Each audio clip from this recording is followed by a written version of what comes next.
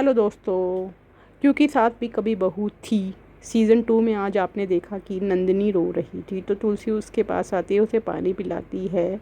नंदिनी कहती है कि मैंने कहा था करण को कि बिजनेस शुरू कर ले, लेकिन मैंने उसको अब समझाया भी था कि फ़ॉरेन में रहकर हम अब बच्चों को अच्छे संस्कार नहीं दे सकते। लेकिन करण इस ज़िद पे अड़ा है कि वह अपना बिजनेस छोड़ के कैसे जाए।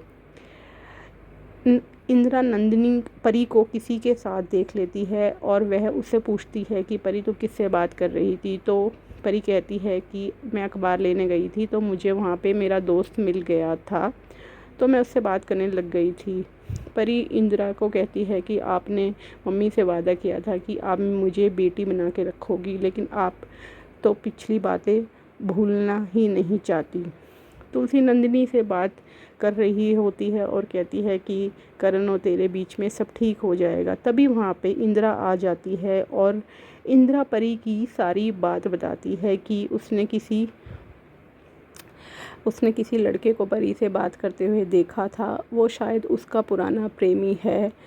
इंदिरा कहती है कि मैं गहनों वाली बात को भूल जाऊंगी, लेकिन मैं इस बात को नहीं बर्दाश्त करूंगी कि परी किसी और से अफेयर रखे। लेकिन तुलसी कहती है कि आप सीधे सीधे परी से बात कर लो।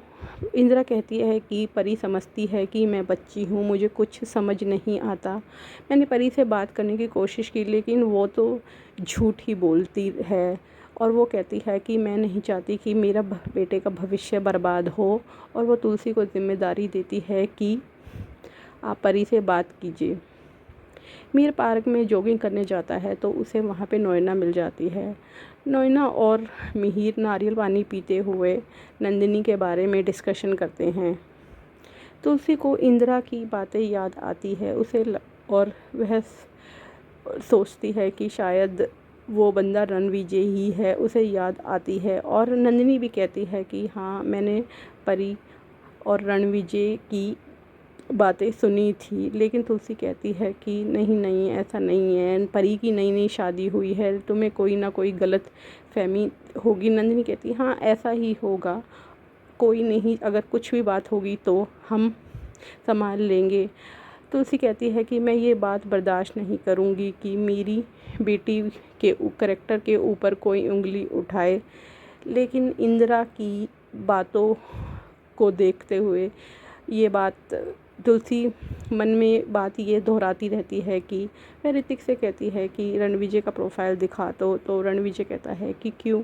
तो तुलसी कहती है मुझसे क्वेश्चन नहीं करो, मुझे रणविजय की फ़ोटो दिखा दो। तो उसे फ़ोटो दिखा देते हैं।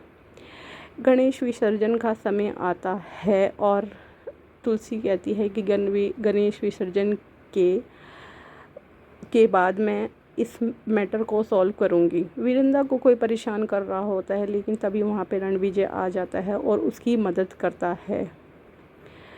दक्षा मुनि से गणेश पूजन के लिए फूल लाने को कहती है। इस बीच परी रणविजय से मिलने का इंतज़ाम करती है, जो नंदिनी सुन लेती है। तुलसी को ध्रुवा लाने के लिए दक्षा तारीफ़ करती है। परी तुलसी से पार्लर जाने की इजाज़त मांगती है तो तुलसी दे देती है। दक्षा भी जाने की जिद करती है, लेकिन परी उसे मना कर देती है। नंदिनी को शक हो जाता है कि परी रणविजय से ही मिलने जा रही होती है। परी ऑटो में बैठकर निकल जाती है, इस बात से अनजान कि तुलसी और नंदिनी उसका पीछा कर रही हैं। तभी रणविजय अपनी बाइक पर आता है, जिससे तुलसी और नंदिनी उसकी सच्चाई जानने के लिए उत्सुक होते हैं। आगे के एपिसोड में देखिए कि क्या तुलसी पता लगा पाएगी कि ये रणविजय ही वो लड़का है जो तुलसी ढूंढ रही है, या फिर परी किसी और से मिलने जाती है। आगे का एपिसोड जानने के लिए हमारे चैनल को लाइक और सब्सक्राइब कीजिए।